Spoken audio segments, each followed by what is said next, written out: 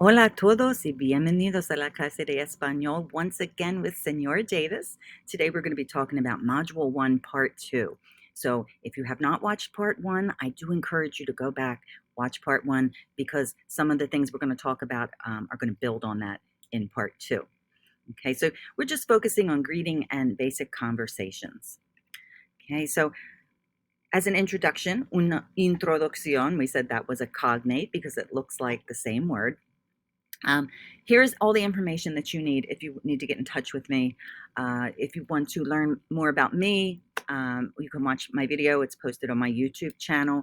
Here's the link to the virtual office. Here are my office hours and when you can get in touch with me. And of course, my contact information if you would like to send me an email. All right, so last time we met, we talked about cognates. And so I put a few more cognates on the page here because they can be kind of fun. And so I would encourage you to go ahead and stop the recording and see if you can guess what these mean. And then when you resume, we'll talk about them. Go ahead. So the first three you will notice are places. El restaurante, el supermercado, el aeropuerto. So we have a restaurant, a supermarket, and an airport. ¿Cuál es tu supermercado favorito? What's your favorite supermarket? Soy aficionada de Aldi's. I love Aldi's. Have you ever been to Aldi's? Highly recommended. Okay, next group of words. Las matemáticas, la historia, el arte. We have math, history, and art. Notice that the H in history is silent. We never pronounce our H's in Spanish. So think of the word hello. When we say hola, you don't hear that H. So hola, historia. And the last three groups here, we have el café, el té, el chocolate. So we have bebidas, drinks, coffee, tea, and hot chocolate. So in Spanish, if you just say el chocolate, usually means hot chocolate. If you're talking about a Hershey's bar and you want a piece of chocolate, you would also just say el chocolate. So it kind of depends in context, right? But these are three very nice bebidas that you can enjoy, especialmente en el otoño y el verano, invierno, right? So especially in the fall and the winter time, nice hot drinks. Okay, so we're going to take a look at some greetings. And one of the things that I would like for you to do is take a look at these, let's see, 1, 2, 3, 4, 5, 6, 7. Take a look at these siete líneas, these 7 lines, and see if you could put those in an order to make a conversation. So let's just review. Again, if you would like to review on your own, you can go ahead and stop the recording, or you can just follow along. So the last time we looked at mucho gusto. Nice to meet you, mucho gusto. It means like much pleasure, right? Mucho gusto. And a good response to that would be igualmente, right? So we talked about this last time. ¿De dónde eres? Where are you from?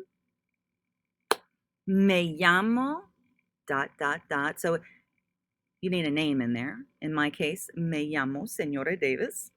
Y tú, and you. Adiós. Goodbye. Hasta luego. See you later, or until later. Soy de España. I'm from Spain. And hola, ¿cómo te llamas? Hello, what is your name? So you can kind of see how these could fit together to create a dialogue, un diálogo, okay? So let's take a look and see what that might look like. All right, persona número 1, persona número 2. Hola, ¿cómo te llamas? Hola, me llamo Claudia. ¿De dónde eres? Soy de España. Mucho gusto. Igualmente. Hasta luego. Adiós. Okay, so you can see how that fits together as an introduction to someone. What's your name? Where are you from? It's so nice to meet you. See you later. Bye.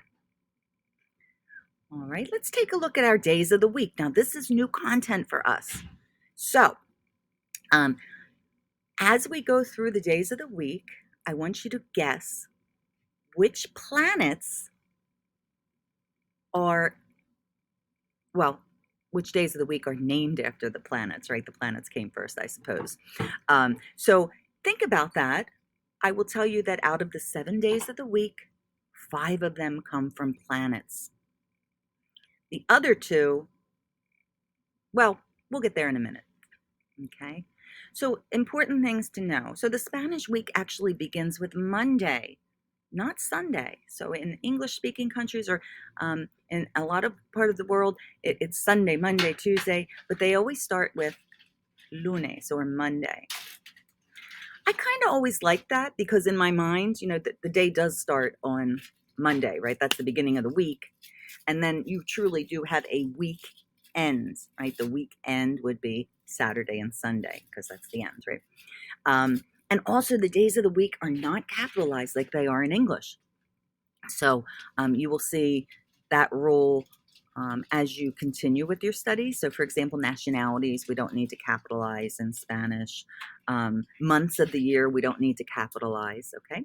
Now, if you would like a song, if you prefer to learn things with music, you can click here on this link and it will take you to a song to help you learn the days of the week in Spanish. So let's take a look. So we're going to start with Monday. El lunes. El martes. El miércoles. El jueves. El viernes. El sábado. El domingo. Okay, so 7 days of the week. 5 of them are named after planets. 1 is named after something in the sky, but it's not a planet. And the last one is named after, well, we'll take a look in a minute. Okay, let's go to the next page. Here are the planets. Lunes, martes, miércoles. All right.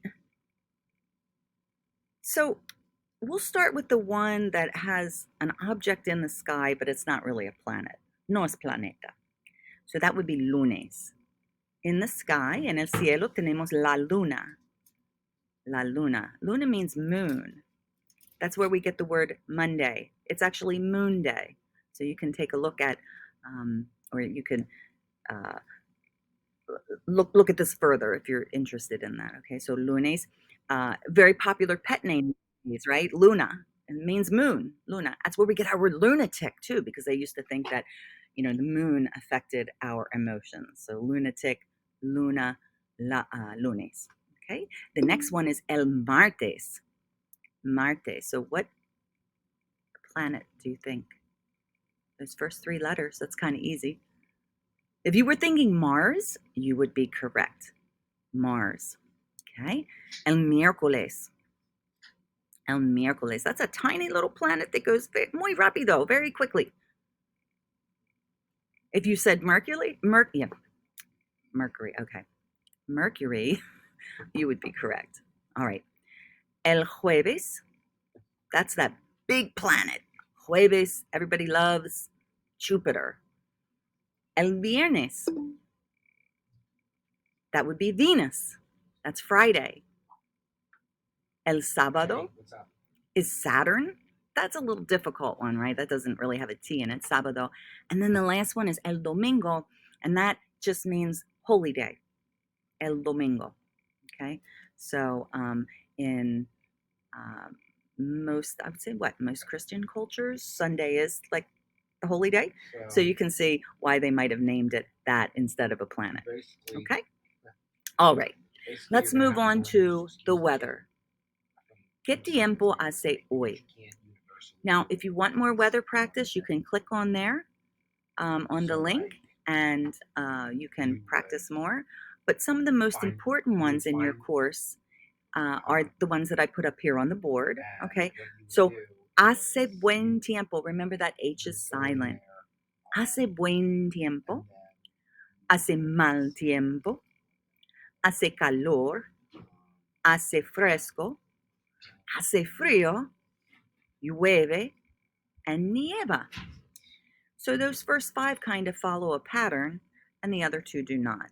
So hace is just like how we say it does or it makes, right? So it sounds a little weird in English, but hace buen tiempo just means it's nice weather or it's doing nice weather. Buen means good. By the way, that's a Latin root word, and we're going to talk more about those another time. But my name, Bonaducci, my maiden name before I got married, is coming from Latin. Bon, buen, bien always means good. So my name actually means good leader in Italiano, no español. Hace mal tiempo. That means it makes bad weather. So that's the opposite, right? So buen, opposite is mal. Good weather, bad weather. Okay. That's also a Latin root word. That's also where we get the word like malignant. If something is malignant, that's bad. Hace mal tiempo. Bad weather. Next one. Hace calor. It makes heat or it's hot. So calor also comes to us from Latin. Calor has to do with heat. And if you think about your science class, maybe you've learned about calories. I believe they're units of heat. I'm not a science teacher, so I'm not really sure. But I do know that calorie does have to do with heat. So the next one is hace fresco. It is cool. And be careful with the last one, hace frío. It's cold. So I know people sometimes tend to mix those up. But just remember, like hace frío is like sounds like freezing. So think freezing, cold. Fresco just means like it's cool. It's chilly. Then we have llueve, means it is raining, and nieva, it is snowing. All right. So these are our important weather vocabulary words for this unit. If I wanted to practice my weather phrases, okay, I just randomly chose 5 questions. I just made them up. Again, you can click there on the link for more weather practice, more vocabulary, but let's just focus on these 5, okay? So really I'm asking, does this weather happen in this month? Okay. Now you might be saying, but Senora, I didn't learn the months of the year yet. But I will tell you, most of them are cognates. You know what that means now, so you probably won't have a problem. Let's try them out, okay? So we have junio, febrero, diciembre, octubre, and agosto. So let's do it this way. If I ask you, ¿hace buen tiempo en junio? ¿Hace buen tiempo en junio? Does it make good weather in June? Well, let's pretend we're talking about the United States or anything north of the equator, right? So anything below the equator would be opposite. That's important in Spanish class because we have a lot of Spanish-speaking countries below the equator. But for now, let's just focus on where we are now. Sí, hace buen tiempo en junio. Yes, it's very nice weather it's nice weather in June. Okay. Número 2. ¿Hace mal tiempo en febrero? Does it make bad weather in February? Sí, hace mal tiempo en febrero. Usualmente. En febrero nieva y hace frío, ¿verdad? Ok. Número 3. ¿Hace calor en diciembre? No, no hace calor en diciembre. Hace frío en diciembre o hace fresco, pero aquí en Pennsylvania no hace calor en diciembre. Okay, número 4. ¿Hace fresco en octubre? Sí, hace fresco en octubre. Sí, octubre es muy lindo. Hace fresco, hay muchos colores en las hojas, se caen y es Octubre es un mes muy bonito. Sí. Y número 5, ¿hace frío en agosto? Ay, Dios, no. No hace frío en agosto. Hace calor en agosto. Aquí vemos la playa.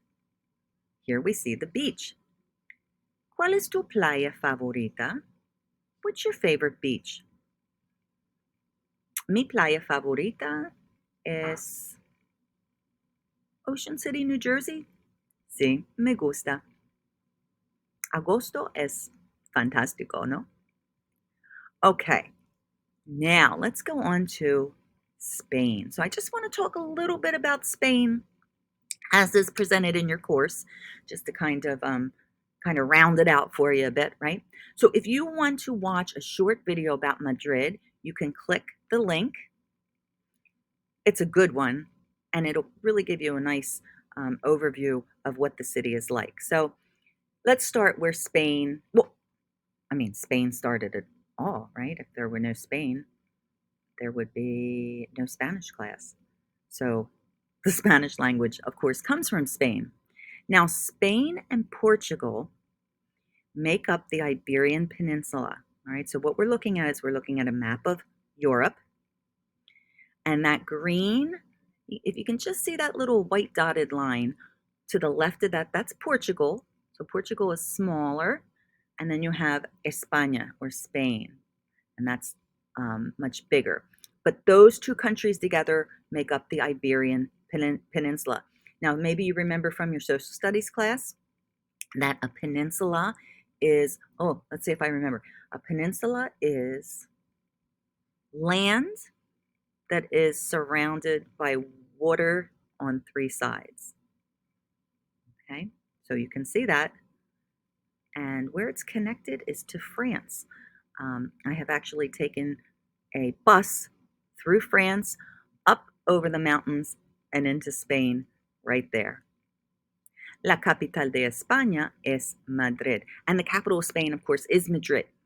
Madrid is in the exact geographical center of the Iberian Peninsula. So you can actually go and stand there in Madrid.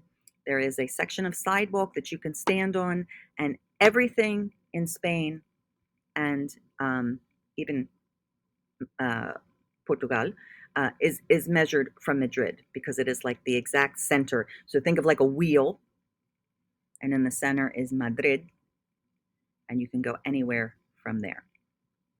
Okay. All right. A little bit more about Spain. So a lot of people are not familiar with this. They think that we only speak Spanish in Spain. But actually, there are other languages as well. Okay. And so when you speak Spanish, really, the official name is El Castellano. El Castellano. The reason is because it means, well, it's a region in Spain. You can even see it. See in the middle there, it says Castilla-La Mancha.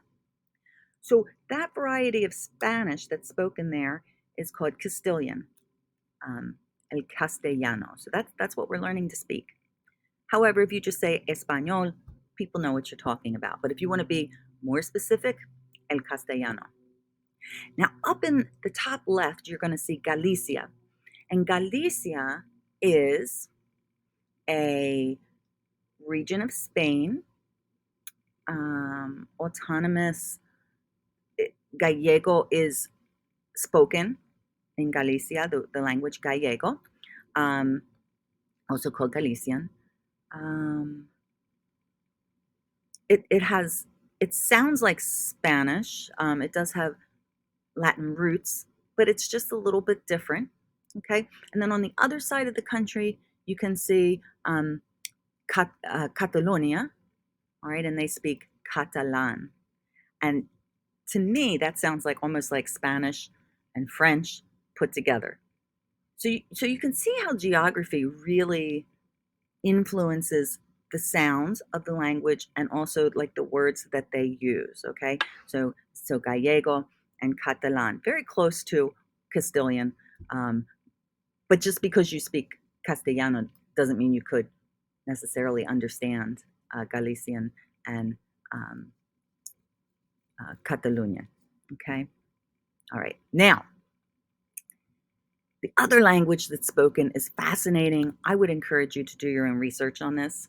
You know, languages are able to be grouped into families, right? So every language has a family, except for this one here. And there are a couple others. One's in Japan and just a few others. But like out of all the languages, they can be traced. But Basque, or in Spanish, el Vasco, cannot. And so for linguists, this is people who study language, it's really a great mystery. Where did Basque come from? Nobody knows. It's not a Latin-based language. It's very, very, very old. It doesn't sound like anything um, similar to other languages. It's like it just kind of stands alone. Now, when I learned about this in La Universidad, I remember my professor saying that they have a saying about Basque in Spain. It's so hard to learn that they say, El diablo trató y se fracasó. That means the devil tried to learn it and he couldn't. And so it is a very difficult language, but learn more about it. I encourage you, go on YouTube. There are lots of videos that you can learn more. Okay. The other thing that's important in our unit is tapas. So tapas are appetizers that Spaniards enjoy while socializing. They think that the word tapa kind of came from tapa meaning like a top. And so when you would go and have like, your drinks, especially wine, which is a red wine, is famous in parts of Spain, they would put a piece of bread or maybe a cracker or a piece of salami over the glass so that the fruit flies wouldn't get in. And so the tapas. Well, what happened was that over the years, hundreds of years, in fact, it just became customary that when you order something to drink, you would get a snack. I mean, a piece of bread by default. I don't know. However, they've really evolved, and now it's really quite the thing to do to go out for tapas. So it would be very common to go from restaurant to restaurant to restaurant, have a drink here, have a drink there, and have all of these snacks that are free because you're buying a drink. So very delicious here. One of my favorites are the aceitunas, which are the olives. Simple, but muy deliciosas. Okay, so if you want to learn more about tapas bars in Spain and the custom, this is a really good link. Go ahead and click on there. I encourage you to watch that. Also, I have a link to 16 different popular tapas served in Spain. I've already mentioned aceitunas, but there are lots of them, very varied. I mean, you can see from the picture here, from meats to maybe cheese to seafood to eggs to potatoes. So each restaurant has its specialty.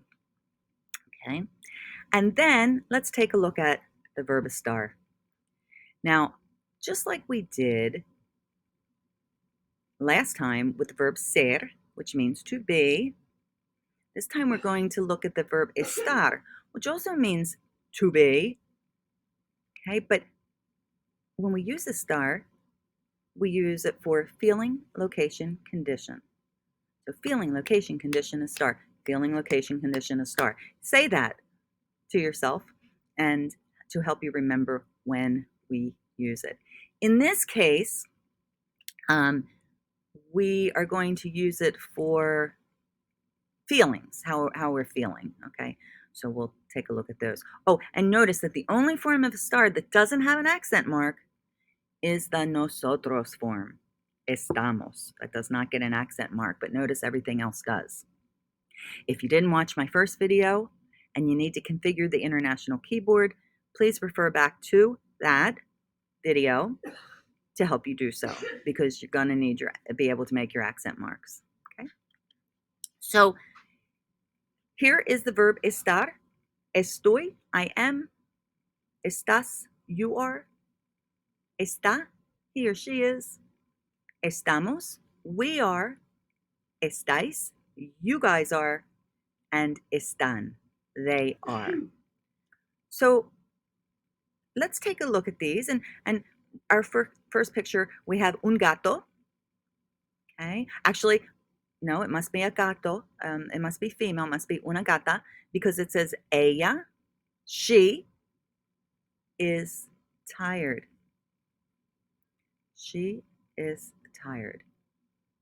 Ella está cansada. She is tired. Third person singular. Yo estoy cansada. I am tired. First person singular. Now notice that I created this. So I put cansada because I am female.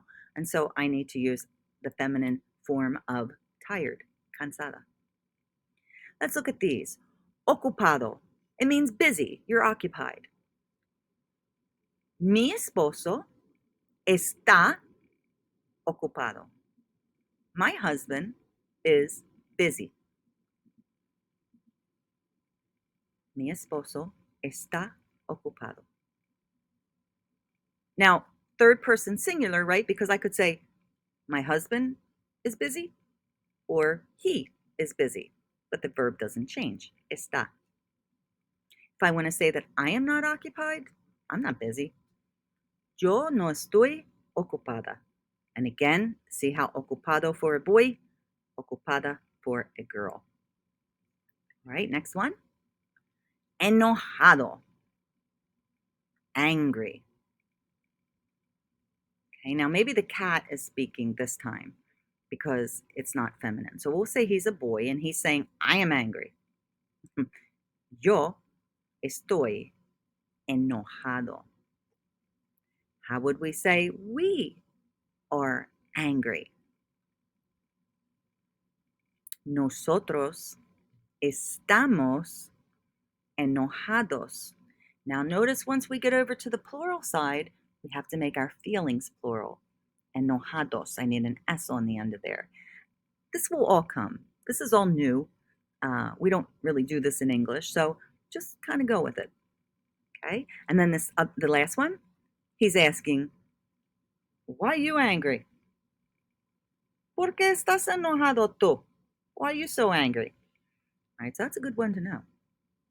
All right, let's go on to the next page. So here we have two cats, and they are sad. So I named this one Botas, Boots. And we want to say Boots is sad. He's triste. Now, notice that the word triste doesn't end in an O or an A. So it works for male or female. Okay, so we don't know if Botas is female or male because it's triste, right? So Botas está triste. And look, here's Bigotes, Whiskers. Well, Whiskers is sad too. Bigotes está triste también. Again, don't know if they are boy cats or girl cats because triste works for both. Okay. All right, next one. Oh, that's it. So in conclusion, by the end of the unit, you should be able to say a short dialogue in Spanish, conjugate the verb estar, say the days of the week in Spanish, describe the weather in Spanish, talk about where Spain is located, and talk about the importance of tapas in Spain. Boy, that ending came up quickly, right? We are just at the 30-minute mark. Es fantástico. If you have any questions, don't hesitate to contact me. You know how to do that. Go ahead and practica español. Go ahead and practice your Spanish. Muy buena suerte. Nos hablamos. Adiós. Ciao.